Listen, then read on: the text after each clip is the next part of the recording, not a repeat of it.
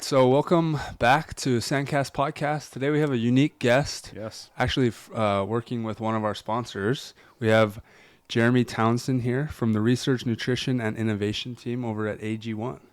Welcome. Yeah, thanks for having me. It's great. Thanks for being here. It's a nice setup you guys got. Yeah, we appreciate it. It looks good. At least don't tell people what it looks like behind the camera. Oh, it's just this massive studio. It's Yeah, it's exactly. beautiful.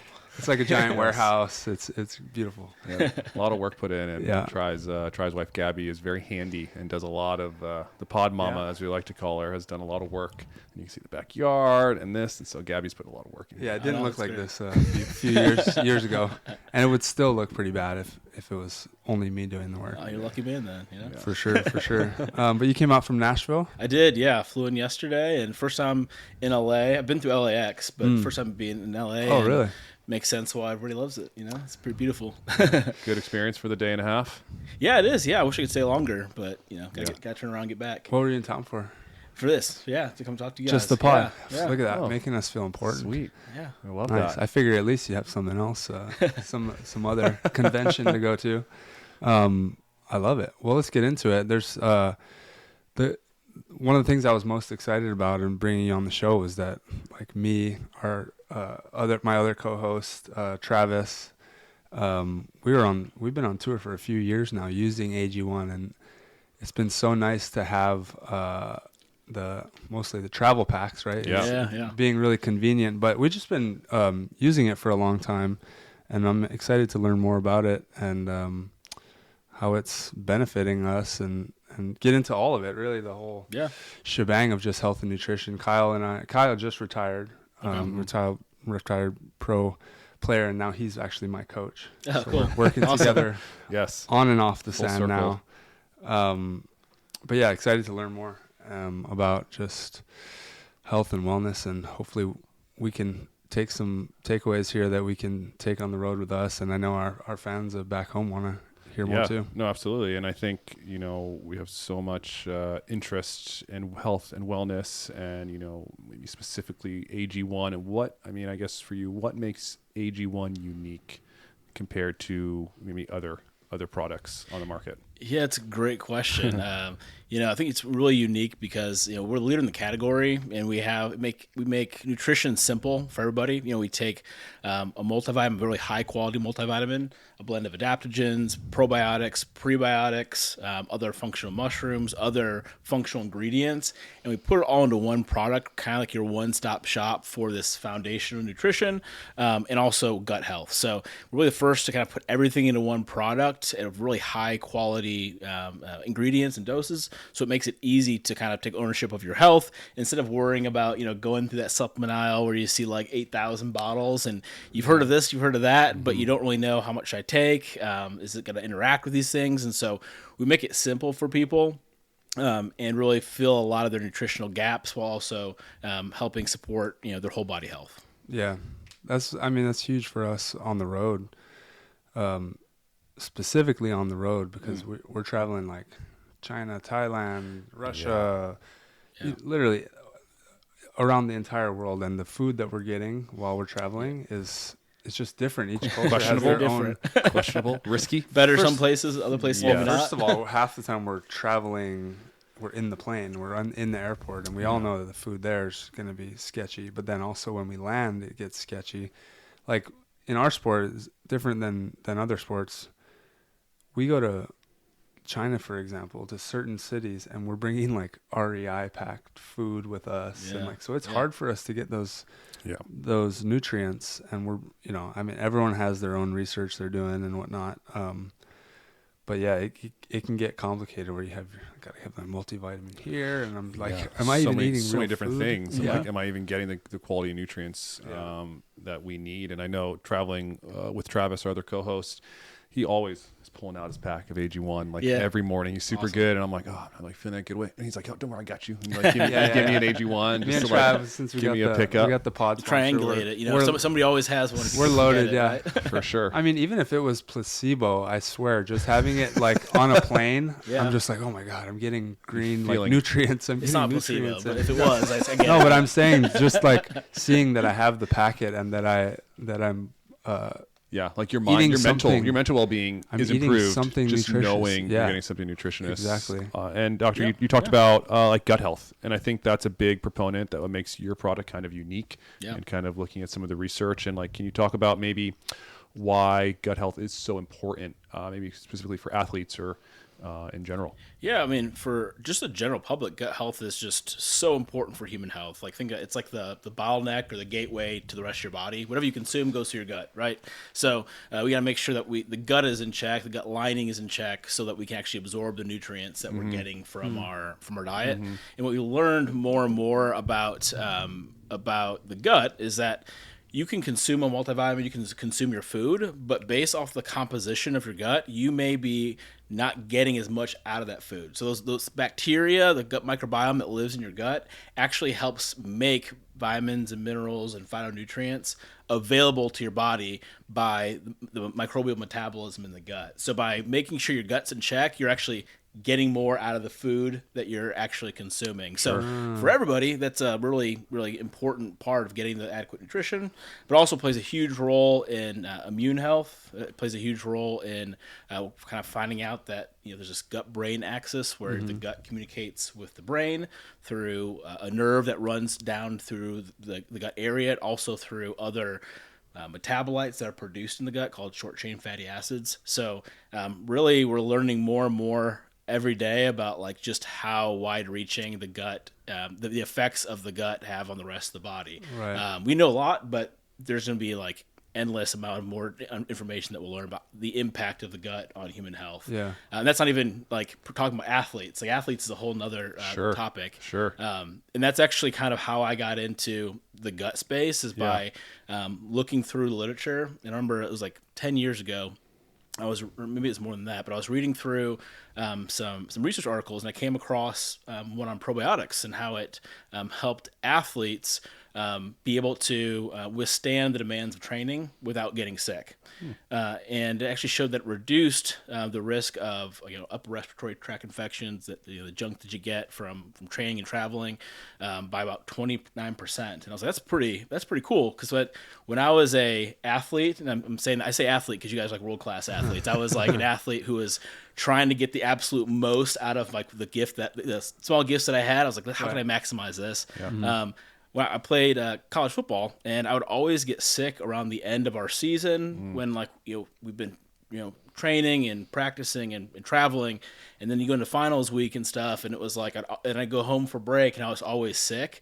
And so I was thinking, I'm always so concerned about these supplements that can make me bigger, faster, and stronger. But when you miss days in the gym or you feel like crap the whole week before game, like just making me not feel like that is an ergogenic aid in of itself. And so, and you're taking like 2 steps back, like as much of the work you're doing, it's like 2-3 steps back when you get sick. Right. Yeah. So just avoiding that would be a lot more productive than putting in all this work. Yeah. Sometimes. Exactly. Yeah. And that's kind of what got me interested in it. And so as I did more, kind of looked into it and read more about probiotics, I was like, I think this is kind of like an untapped area for athletes that they can start looking into. It's new.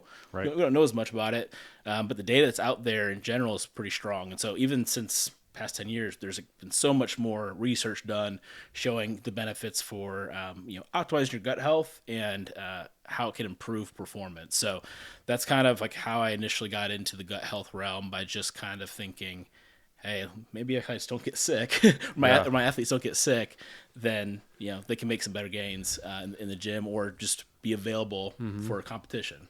That's huge for me right now, just in where I'm at in my career, being a decade plus in. I also have an autoimmune disease, dermatomyositis. Okay. So like my immune system is a huge part of it. I definitely am prioritizing more nowadays of recovery and being healthy, and your best ability is your availability, right? So like you said, like it doesn't matter how hard I train or how well prepared I am, if I'm getting sick all the time or something, which I have had at times, I can't do anything.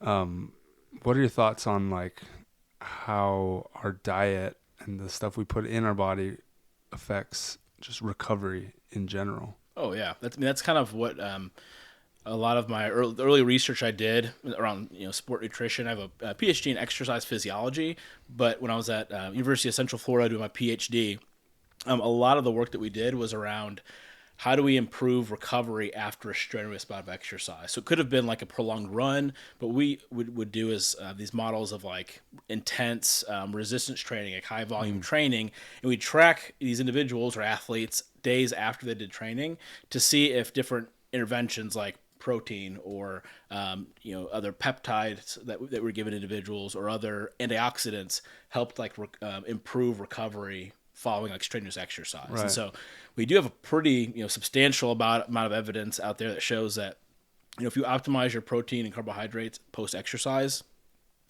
you can really profoundly enhance your recovery, and because it just provides those building blocks to start that rebuilding process. So, it's pretty well known that as long as if you're getting carbohydrates, you're replenishing your glycogen, you get the protein, building blocks for protein for muscles. Yep. Recovery is huge, and I think that for a long time that portion of it was overlooked as far as training, and then the past 2-3 decades, a lot more focus has gone into like, okay, we know how to help them train better during, but how we get them, to train better in between. And there's even some studies on probiotics showing they might have a small effect on that acute recovery following like a really intense run or intense high volume. Oh, interesting. Exercise session. Interesting. I mean, it makes me think of going back to gut health and how important and how valuable the gut is, and even some probiotics and things like that can trigger some healthy recovery. Yeah. I suppose when you're speaking about recovery. What do they call your gut's your second brain, right? Yeah. I know you tapped on it earlier, but like it's still hard for me to comprehend. Yeah, you said there's a nerve going down our spinal cord and towards our gut, but like how is the gut affecting our brain? Or what does that mean? So I really don't know. So the gut microbiome is really it's there's people who know a lot more about this than I do. We have a guy on our team. His name's Trevor Kirby. He did his PhD just specifically on GABA production of these probiotics and the gut brain axis. So I learn a new thing from him every single day. But we have a nerve, it's called vagus nerves, that goes down to the gut, and so it can sense any sort of disruption down there that directly signals to the brain. But these things called short-chain fatty acids, mentioned them before. It's butyrate, propionate, and acetate. Those are the most common short-chain fatty acids out there, or that we have the most data on. And we know that those can directly interact with other tissues, particularly the brain. And often we see in research when individuals have we call it gut dysbiosis, when their microbiome is maybe really simple and not diverse, or it's kind of out of whack, it has some bad bugs in there for whatever reason. When they are able to kind of rectify that situation, or maybe provide probiotics, maybe eat more fiber, maybe provide certain other interventions that help kind of resolve their GI issues, their anxiety improves, their mood improves, and so we don't know fully all the reasons why. But there's this clear connection of mood, cognition, focus, and other mental capacities tied to gut health. Right. So it just clearly is connected in some way. Yeah. What is that also? Because another, I don't know if it's trendy, but like something that people are talking about a lot nowadays is the mushrooms, right? Yeah. Using the different types of mushrooms to improve cognition and immune system. Yeah. And it seems like there's infinite benefits to that as well, right? Yeah, and mushrooms is also an area that have been used in traditional Chinese medicine and other like Ayurvedic medicine for a long time, and so they've been used with a lot of benefit. But as far as like how we usually study science over here in the U.S. or other we call it Western science sometimes, that we use randomized controlled trials with placebos and an intervention group, and we don't have as many of those studies on mushrooms, but the data is very promising. And what we're also learning is that while they have these special properties that may directly act on the brain or another tissue, they also serve as a prebiotic in the gut. So a prebiotic is, we talk about probiotics. Those are good bacteria that provide health benefits. Yep. prebiotic is kind of like the fish food for the bugs. Like you basically allow the probiotics to grow and to flourish in it's creating the environment. Yeah, exactly. It's creating a good environment for them to grow. So we also these phytonutrients or plant nutrients that are in mushrooms, that are in other types of botanicals, strawberries or whatever you look at, can also be metabolized with these microbes and provide benefits for the gut as a whole. So it's kind of it's a really exciting area where now we're getting a little glimpse into like, oh, there's other beneficial properties to these plants that we've been consuming besides the one bioactive we thought was responsible. So it's a pretty cool time to kind of learn more every day about how these are influencing our health. Is there a current project or study right now that you're working on that has been piquing your interest, perhaps, that if it's available to share? Yeah, a lot of really cool stuff that I'm working on. I would love to talk about it all, but one of the ones that's really interesting to me is, so I come from an exercise physiology background. Studied sport nutrition under a guy named Jay Hoffman and Jeff Stout, and did a lot of sport nutrition research. And for a long time, like even when I taught sport nutrition at a college level, I would kind of skip talking about micronutrients or vitamins and minerals because at the time, there's really good work out there, but the data out there said that athletes were getting enough vitamins and minerals, and like providing extra didn't provide any benefits. And so I was like, well, I'm going to talk about these other aspects that clearly have this really strong data.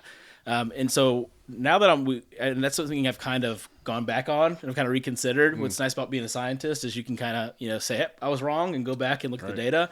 And right now we're working on some projects where we're seeing highly trained individuals, both aerobic athletes and anaerobic athletes, like strength and power athletes.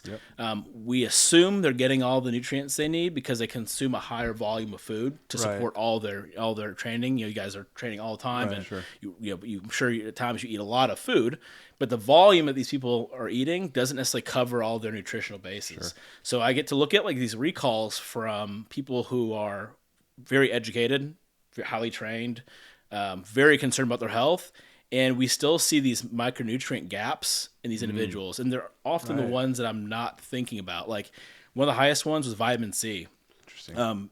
Like a large percentage of these athletes, these high performers, aren't even meeting like the lowest recommendation for vitamin C. And that was something that was really surprising to me. And so that's kind of a project that's been neat because I've been able to kind of realize I'm wrong and kind of like dig back into this topic. And it's really fascinating because I was not expecting that. Yeah, seriously. That's how I felt when we did the national team. They were just kind of testing everyone for just the basic blood tests. And a lot of people came back with lack of vitamin D. Yeah. Which like we're beach volleyball, we're in the sun all the time. Like, well, like isn't that like, don't we get it from the sun? Like, look at it, we're all sunburned. Like, but somehow, like all the national team athletes, not all, but a lot of them were lacking vitamin D, and we were having to take the supplements. Yeah, which I couldn't really explain that one. That's one of the most common ones, and people I hear over and over again from like consumer reviews or people who I know who have taken it by saying like, yeah, the vitamin D drops that come with AG1, like I went to my doctor after I started taking those, it totally corrected my suboptimal vitamin D levels, because there's deficiency where you're like you're in a dangerous level, and then there's like for vitamin D especially, there's this suboptimal level where you may not be deficient, so you start seeing like health problems, but if you raise it to a certain level, then you actually see better recovery post-exercise. You actually can see improvements in strength and power, not necessarily by going over optimal, by just bringing yourself back up to where that level is. And so that's one thing I think in the past 10, 15 years has really caught on, where people realize, there is a true performance benefit from making sure you're at that level with vitamin D, where some of the other ones we're still working on kind of seeing how that impacts it. But for performance, vitamin D, like it's one of the easiest things to correct if you get some guidance on how to do it. Yeah. And it has some pretty big impacts on recovery and performance, really. And that's really great because a lot of our fans, a lot of listeners are beach volleyball players and might be thinking they're getting the vitamin D that they require. What, besides supplements, can we get vitamin D from food? Like what kind of, where we get the most vitamin D? If I'm a listener at home, be like, hey, I think I'm deficient. Where else can I get it besides a supplement? Yeah, you can get it from drinking milk. You can get it drink from a lot of green leafy vegetables, depending on the plant or plant source, the source of the food that you're getting. Sometimes that form, whatever you're getting in the food matrix isn't as bioavailable. Maybe it's not breaking down your body and you're not absorbing it. Yeah. So a lot of people do benefit from taking a vitamin D supplement. And I think one thing that people don't realize is like when you get vitamin D from the sun, there's a certain conversion time that's needed to actually convert into a bioactive form in your body to actually do all the good effects. So like, maybe you guys are out in the sun for a really long time, but a lot of people go outside and they exercise, they go for a run, and they come back and they take a shower right away. And they don't realize there's this conversion process in your skin that takes about 30 minutes to happen. Like something that can shower off? Yeah, you can actually kind of like when you bathe, you can actually shower it off. And so, funny story, I have a really good friend. And we wear sunscreen a lot too. Yeah, right? it's at least sunscreen. us white boys do. Yeah, and we have to. I should be, but I don't wear it when I should. You don't need it like we do. I get pretty dark if I don't, but for it's sure. a little different problem. But funny story, I had a colleague I was studying with in schooling, and he learned this through a review article. And so we were living in Pensacola at the time. We'd go to the beach. He's like, so now when I go to the beach, he was telling everybody this. Now when I go to the beach and I come back, I don't take a shower. I just wipe my pits and my groin, so I can have all the vitamin D convert my skin. And I was like, I don't think you would be telling everybody that. Yeah. But he took. How's your girlfriend like that? Yeah, he tried to apply the science very immediately, which is cool. But it was just funny. It's a window. But that's so fascinating. So listeners at home, if you think you need some more vitamin D, don't shower just immediately when you get home. Just linger. That's really interesting. A little bit more. Well, because we have or sunscreen take on. vitamin K2 drops. Right. Yeah. Take some also like we'll jump in the ocean, right? A lot of times after practice. Yes. But I think the sunscreen is probably what's doing it. Though. Yeah, that's the big shield there for sure. Which I would take a little bit of suboptimal vitamin D for the problems with skin. You don't want the skin cancer stuff. No, for sure. I probably overly sunscreen up after I grew up in Hawaii, so I got properly fried as a child for sure. And then nowadays I'm like, I'm not risking it. I'm not risking it's all it management. at all. It's like, how can we prevent skin cancer? And I feel like I'm taking a supplement, Helioplex or something, to help prevent future skin cancer. Should I be on this? Yeah, I don't know what that is. Antioxidant or something like that. I know when I was playing in Sweden, it used to get dark at like 4 in the afternoon. It was really dark, and so they recommended that we take vitamin D supplements throughout the day because we're not getting the sunlight, and our mood could really drop for sure. And so it was, I think it was very beneficial. Something I never really thought about, and it was like, okay, take some vitamin D because you're not getting the sunlight, and you're going to see an effect in your mood. Yeah, they did a study on athletes, and they showed they had those from Northern Europe and all over the places, and they showed they have this map of latitude lines, and athletes above this were deficient just because it gets dark sooner, they don't get as much sunlight. So yeah, so fascinating. I love it. What are your thoughts on I've gone at one point when I was trying to come back from my autoimmune disease, I was on a bunch of medication, but also I'm taking all these supplements to counter the medication. And just over the years, being an athlete, you know how it is. We're always on something or trying this or that. But what are your thoughts on I think there's a trend to kind of over supplement, right? And is there any negative effects to that? You see some people are just taking handfuls of vitamins every day, and it's your body probably needs some of that, but how much of diminishing it? Returns of some of that over supplementation. You're probably peeing out a lot of it. I would getting rid of a lot of it, but is it harmful, you think, to people that are doing just too much? I think it depends, obviously, because there are upper limits for some of our vitamins and minerals where if you take certain amounts, you may take them in a toxic level, but even those upper level toxic amounts have been determined by the USDA or by other Food Nutrition Board, other governing bodies. We don't actually have a lot of data even to understand exactly what the upper limit is. So a lot of vitamins and minerals taking at higher doses and what the RDA is or what the recommendations are probably isn't harmful. But there is especially a danger of taking too much of fat soluble vitamins. So vitamin D is a fat soluble vitamin. So you can take vitamin D, but if you're just overdoing it with vitamin D, taking quite a bit every single day, it can accumulate and become a problem. But I would say that's fairly rare. And if you follow the directions on most things that are, you buy as far as the supplement label, it's probably not an issue if you're talking about vitamins and minerals. Yeah. For other ingredients, there's always a possibility of taking too much. But I think there's a lot of knowledge out there now, and the doses that are recommended on packs or on for supplement companies generally align with the safe doses. So I think you can for anything, but I think a lot of athletes, especially maybe, are even less susceptible to that with some vitamins and minerals because they have more loss through sweat, and they have a higher demand for their body size or for their activity level. So yes, but it depends on the ingredient. Do you have like protocols that you kind of help put athletes through, or like obviously it's different for every individuals, but like let's say you're coaching me, like a world tour beach volleyball player. We're traveling the world, so like we said, can be tough at times to get the right nutrition when you're in the air or when you land in a random country and with their own unique foods. But like, what would be kind of the supplemental daily protocol that you would want these athletes to go through, or like, put in their body every day? Yeah. So I mean, obviously start with, 8 ounces of cold water, scoop AG1, nutritional bases.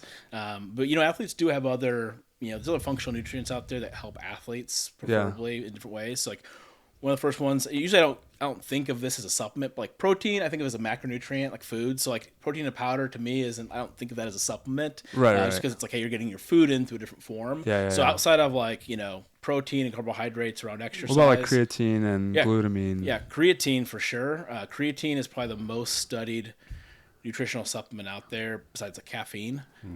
And creatine has a lot of benefits for muscle recovery, improvements of strength, endurance.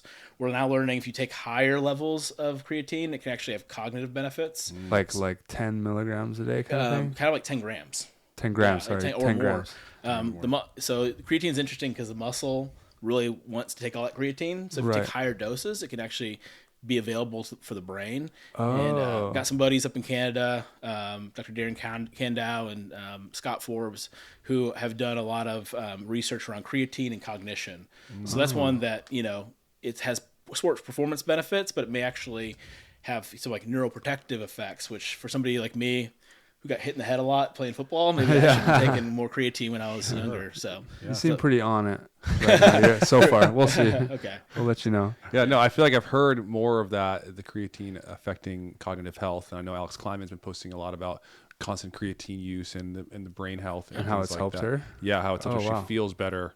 I mean, I don't know. It's tough to say, and I think sometimes it's hard to tell. And I guess I see it all over TV now. Like it's definitely like people are really pushing these gummies. Like, creatine gummies through a candy is like creatine gummies. Which sounds great. Which I think is exciting because creatine's been around for a little bit, and maybe we're just starting to realize, the science community is starting to realize, oh wow, well there's maybe more that we're learning. And when I was a kid, I was like, I just heard that it made you more jacked. Yeah, absolutely. That's the first thing. When I think of creatine, I just think of getting jacked. Like, I don't need to be doing that. Like nowadays, it's. But I'm hearing all the benefits. All right, if it gives me a little puff too. There were so many when I was in high school, people like if you were in the weight room and someone was taking a creatine in the weight room, people would be like, oh man, dude, Jeremy's on that creatine. You think, like it's a steroid. You think you know a guy, but exactly because people thought it would blow your kidneys out or have all these side effects. Right. And really, it's very safe. I mean, they've done it. They've given it to kids. They've given it to people with, on kidney dialysis. They've given it to people with a lot of different populations, and it seems to be like a really great safety. It also sounded like it was maybe dehydrating people. They thought it was dehydrating. Yeah, and now we know it's actually a hydrating agent because it actually pulls water into your muscle. So it's really safe, and there's a lot of myths around it. Yeah, it's a good one. So that's probably the first one I suggest. Caffeine. A lot of people, some people like taking it, some people don't. But it does have an effect on performance if taken at the right level, not too much, not too low. And glutamine you mentioned. There was some data on glutamine. It depends on what you're looking for. And it does have a effect on gut health. There's some data showing it can affect immunity. But you really have to help people start with cover your nutritional bases. take creatine, protein. And then after that, I mean, I think, I do suggest AG1 because we have a lot of the gut health support, the probiotics, and the other ingredients that I would be recommending for them. So, and then just like the greens and stuff. That I think we give it a lot of credit because like sometimes on the road, it's kind of backwards. Like we eat good all year, we train, and then we go on the road, and we actually don't want to eat the vegetables sometimes and stuff like that because you in other countries you don't know what water they wash their vegetables with. So if it's cooked, no then salads, it's okay. No fresh vegetables. Yeah, some of the worst sicknesses. It's got to be fully. Some of the worst sicknesses I've gotten was like, oh, because you ate a salad. I was like, this is so backwards. I know. But now I'm like, well, I got my greens in. Right. It's so helpful. Yeah. No, without a doubt, it's like a really great thing. And I guess leading back to you talked about earlier in creatine and when you were younger, what sparked your interest into getting into exercise physiology? Yeah, like I said before, like I was an athlete and I wanted to maximize. I wanted to learn. First of all, it was cool to learn about, but I also wanted to just maximize my ability. And then I would have these questions. When I got to college, I had great professors, but I had questions about the newest supplement or the newest training method, and they were like, they could answer a lot of them, but some of them like, hey, no one's done that study yet, or we don't really know that much. And I was like, well, someone needs to do that study. And then I got a chance to do like a research internship over the summer one time, and I just really kind of enjoyed being able to ask questions and get to figure out how to answer them, and learn all the things that weren't in the textbooks basically. Right. So that's kind of how that kind of sparked initially. Yeah. Oh, that's awesome. And like after looking, you've had over 80 peer-reviewed studies done, which is like super awesome. And then I guess or related articles, I suppose. And has there been something, or was there like a pivoting point for you, or like a light bulb moment throughout your research that was like, oh, this is a big deal? Was there one specific thing? Was it the gut health? Was it something else maybe? Yeah, it really was. I mean, I talked about before, it really was the gut health. It was kind of like this. I could just tell like there's something here, and I think this is kind of this is kind of where our field is going to kind of shift to kind of focus around, at least like with exercise and gut health. And so that's one of the ones that was started getting really exciting to investigate, and not just the probiotics, but we also just studied just kind of saying like, what happens when you do really hard resistance training exercise bout. Like, does that mess up your gut? Do you have symptoms? Does it cause GI permeability? And so I think that was one of the like aha moments where I started getting really excited about this new age of sport nutrition focused on the gut health. Yeah. But I mean, I've enjoyed all the studies I do. It's kind of, it was a nice job being able to just find an ingredient, and no one's done research on it, and say, well, I'm going to do a study on this. And so a lot of it's been really fun, but gut health is probably like one of the turning points from my initial training to what I ended up doing my own lab at Lipscomb when I first started there. Was the gut health what sparked the connection with AG1, or how did AG1 and you get together? Yeah, that's a good question. So I started, came out of UCF, went to a smaller liberal arts school in Nashville called Lipscomb University. Got able to do some really cool work there. Actually working with athletes. One of the first probiotic studies I did was actually with the girls volleyball team, which was really fun. And I've been there for a while, and I was thinking, I was kind of looking at potentially going to a bigger school or just doing something a little bit different. And I was just kind of looking, and I came across this job posting for AG1. And I really liked the brand. I liked the product, like the concept of it. It wasn't trying to oversell like every benefit. It wasn't telling athletes it was going to change your life and increase your testerone by 8,000%. Right. I like the approach that they had to nutrition. And then I decided to put my application in, and I was able to talk to our CSO Ralph Esposito and hear about what he envisioned this science arm of AG1 being in the future, and the investment in science, and the transparency, and the not just doing science with our product, but also like contributing to nutrition science in general. Like, we're also just doing general nutrition research work as well. And I was sold. I thought this is really unique in the supplement space, because I know a lot of individuals across the industry, and I couldn't really pass up the opportunity. And it really worked out to where it had the gut health angle, but it also had a lot of other ingredients that I had been doing some research on in the past, and so it just seemed like a good fit. And I like the vision, and so we started off with a few people, and now we have a big research, nutrition, and innovation team, and it's been really exciting. Yeah, that's freaking rad. Love that. How many years now have you been with AG1? Just over 2. Just over 2. Yeah. Okay. Yeah. So cool. Yeah. I mean, like you said, it seemed like a good fit. You're pulling up these ingredients like, oh, I've done studies on this. I've done studies on this. It's like, boom, we have it in our product. Yeah. Which is so awesome. It's been a great fit for us on the show as well, because me and Travis are just walking around the world with like, you want a pack? No, without a doubt. And to everyone listening at home, everyone is so invested. You talk about performance and recovery, and everyone's so invested. And this is, I think a supplement that can really make a change. Yeah. And you talked about bioaccessibility and things like that, and changing the gut biome, and it's really, really awesome. Yeah, just take care of yourself. Yeah.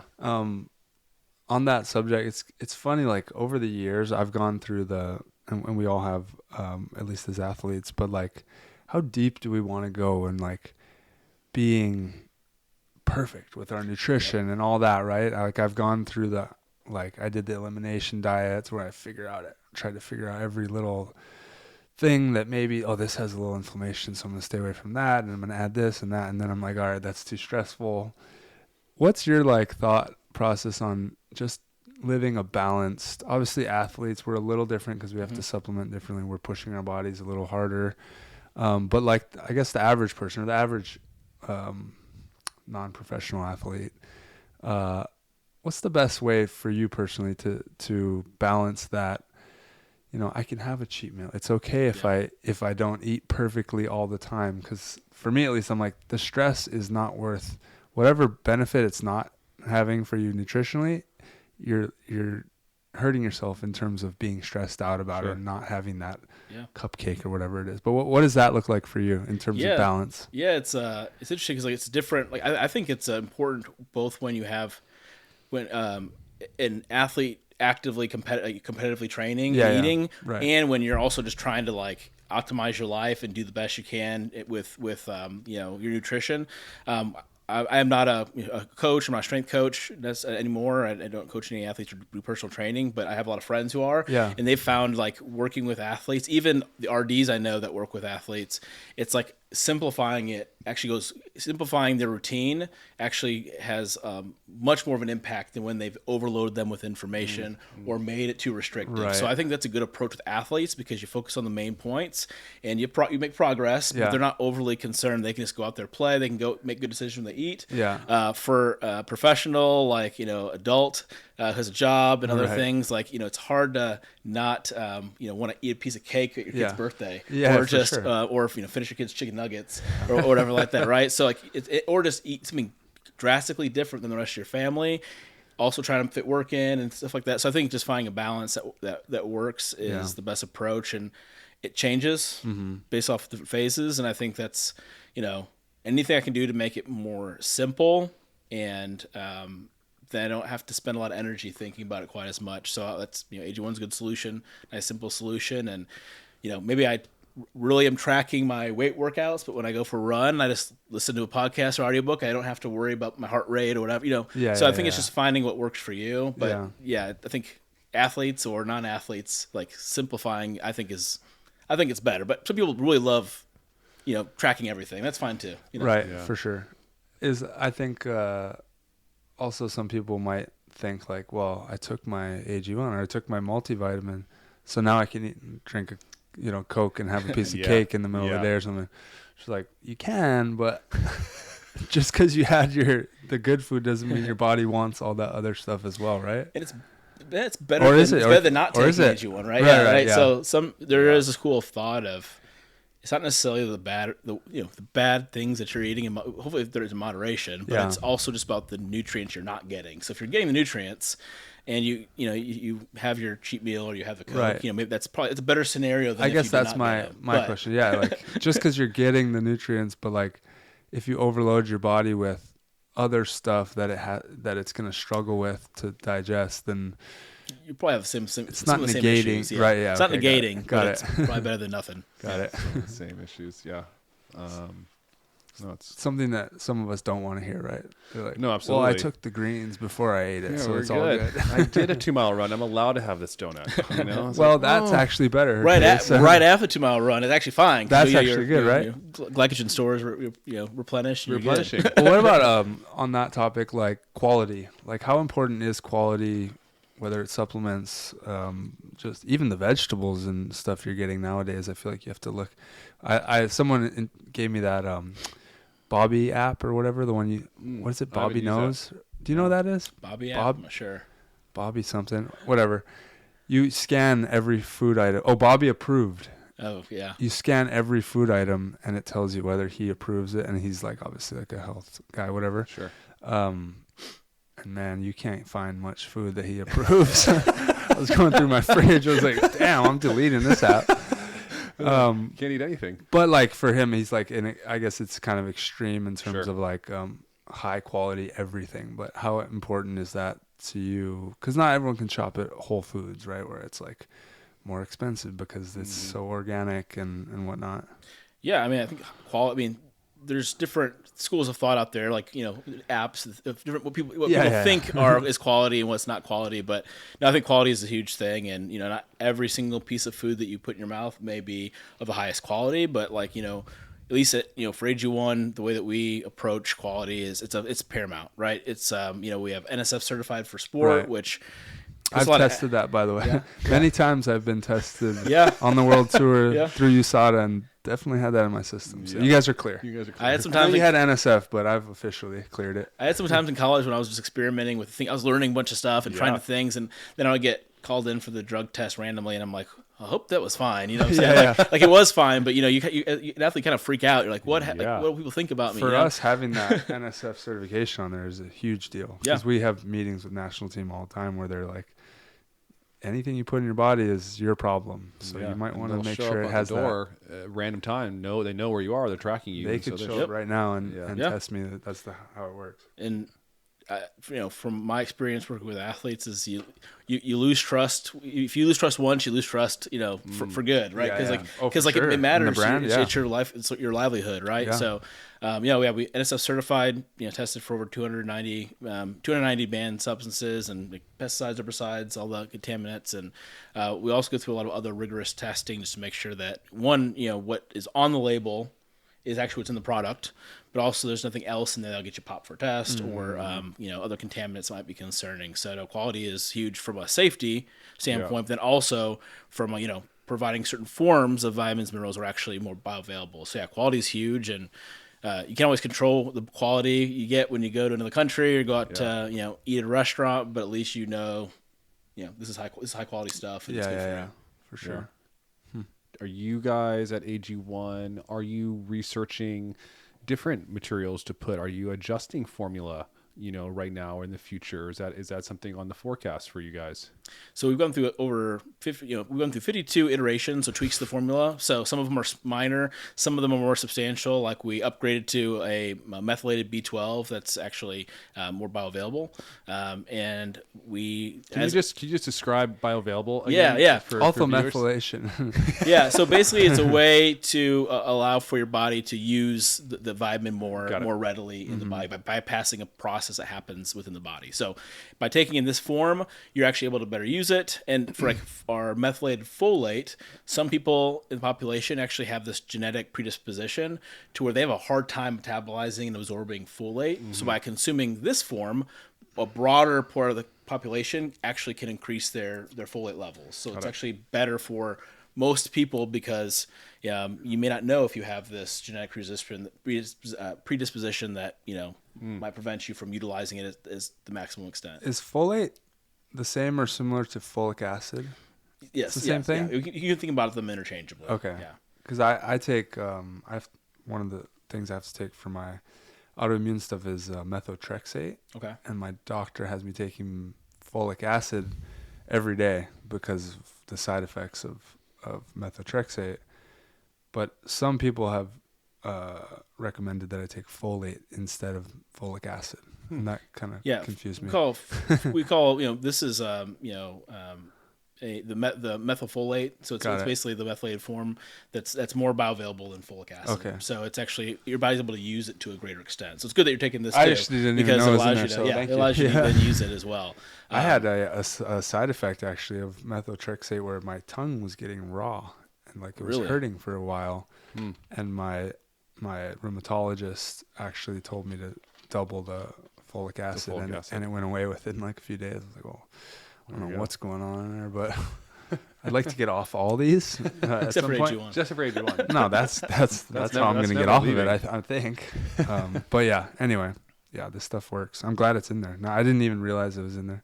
Yeah, so we make, as the science evolves, we make updates. We, as more data came out on adaptogens, we add adaptogens to the blend. And so the research team, our product development team, our R&I team, we're always reviewing new ingredients to see like, is this something that warrants a formula update? Like, is this something we should add to it? Is this something, a different form we should add to it? So that's something we're ongoingly doing just to make sure that it's always the best. Sure. Right? Yeah. So we're always scoping. Like I did today, I was scoping research before I came here of certain ingredients that might be, of option in the future.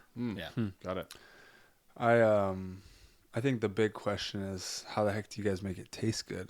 Like that's got to be the biggest thing. I don't know. That separates you guys from a lot of these other companies. I've had other ones. I'm just like, I don't want to like painfully drink that. It feels good just to know I'm getting good things in my body first thing.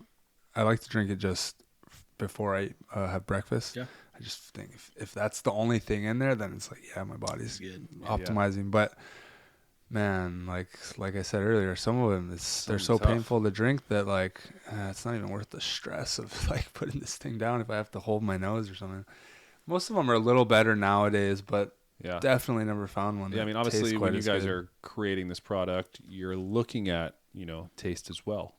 When it comes to all the health and nutrition that comes in this product, like how do you manage? How did you find the right formula to make that taste? I mean, that's a secret for sure, but like a lot of trial and error over the years. Yeah. And I had only really for a while I only tried really taking AG1 as a greens powder or foundation nutrition product, and then I started trying some other ones, and I was like, oh, this is our special. This is a special sauce, right? Because this tastes good, and not all of them taste good. There might be some out there that have gotten better. I'm not sure, but I've not really found one. So it's a really difficult thing to put this many ingredients into one product, have it be effective for your health, and also make it taste good.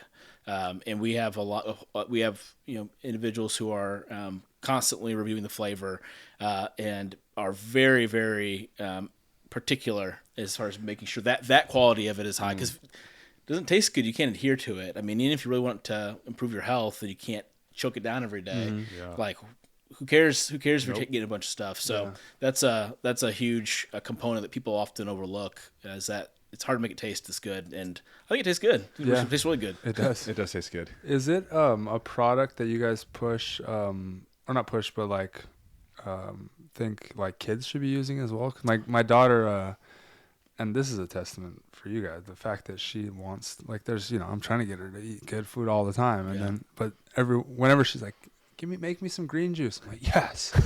Like, wow, I'm really doing a good job as a dad getting all these nutrients in, but. Do kids take it? Is there kids versions of it, or we don't recommend people take kids? AG1 for kids, just because the directions are for 18 and up. There's not data on all of these ingredients for kids, so just playing it safe. We don't it's an recommend adult any beverage, kids take it. But I mean, I know there are some people who are like really wanting to get to their kids. I understand why, because I got kids, and it's hard to get them to eat anything. So. Yeah, right. If they're eating anything green, right? Yeah, it's tough to get it down. And granted, you can have a couple sips, and you're good to go. Well, my daughter likes it. Yeah. Naya, thank you, Naya. Yeah. I mean, I think before we let you go, I don't want to take too much of your time. I mean, it's great having you here. You got to see the city a little bit. You got to see the city, which is awesome. Like maybe. One piece of advice for athletes, I guess, that you could maybe leave about nutrition. Maybe like one little tidbit besides all the facts that you've given us today. But if there's something maybe that that you would recommend or like advice for athletes in terms of nutrition? Yeah, I just think, in general, I just think there's a group of athletes, especially probably younger athletes, that may not just realize how much nutrition can really like take their performance to the next level. And I usually think about, if there's a way that you can either prolong the work that you're doing during your training bout, or if you can recover faster after exercise, that's like the holy grail of sports, because fatigue like makes cowards of us all. That's what Vince Lombardi said, even though I'm a Bears fan. It's a great quote. And so if you can, you might be a great athlete, you might be talented, you might be fast, big, fast, strong, whatever. But if you can do something to help you work harder in your training bout, and then also take care of your nutrition bases to recover, focus longer, longer, whatever, you're going to have, you're going to get a lot more out of your training. And so as you train day in and day out, covering your bases and hitting those really simple goals with certain macronutrients and other nutrients, I think people will be surprised at how much better they feel and how much better they perform. So it's pretty simple stuff, but it's just hard for some people to, consistently do it. Yeah. I just hate to see when some people don't take care of their bodies. And I just see like there's such a low hanging fruit there for you to feel better and mentally and physically and all that. So yeah, it's got to do it, people. Before we go, what are the terms? I hear these terms, micronutrients and macronutrients. What's the difference between that? Yeah, I mean, I know what it is, and I learned a little bit in my economics classes, just enough to pass. But what does it mean in terms of nutrients, micro and macro? Macro is proteins, fats, carbohydrates. Like the things that athletes are usually concerned about. Getting my protein, getting my carbs, getting my Gatorade during exercise. Yes. And micronutrients are just vitamins and minerals. So they're the kind of, what you would take in a multivitamin. Most of the stuff that's in AG1. Correct. And then I said the word phytonutrients a bunch today, but those are just any nutrient that's in a plant, like to make it simple. So people think of like polyphenols, you probably heard of that as like a phytonutrient, but there's a whole range of these things that are in plants that we're still learning how they affect human health too, but there's a lot of good health benefits. So we kind of cover our bases with micros, so vitamins, minerals, and phytonutrients, and we still want people to eat whole foods. So the reason why this isn't like a meal replacement is because like take AG1 first thing in the morning, but make other good healthy choices throughout the day. Eat good foods. We want to encourage people to have a healthy lifestyle, not try to make a one-stop shop for everything in their lives. So those I should have put out a glossary before I started talking. No, it's all good. Look at our viewers. You hear that? I'm learning a lot. AG1, not for breakfast, lunch, and dinner. You still need to eat food. Have it once a day, but still eat your whole food diet. Where can our viewers follow you? Where can we find you? And also what's coming next for you?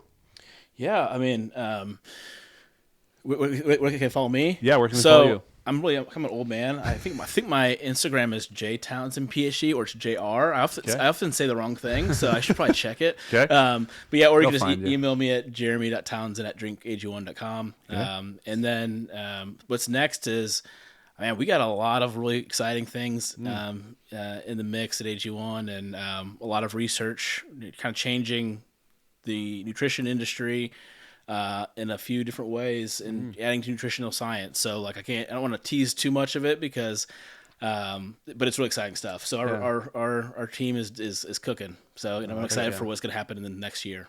I love it. Sweet. It's exciting. Yeah, well, keep us posted on it. Awesome. We're on board. Yeah. Absolutely. Yeah. Be back in the kitchen. He's cooking up some new recipes and some new things. So yeah, Doctor, we really appreciate you coming on. Yeah, appreciate it. It's fun. Yeah. Heck yeah. Thanks for making the trip. Of course. Yeah. Safe travels home. Thanks. Right on. Thank you. Shoots. Later.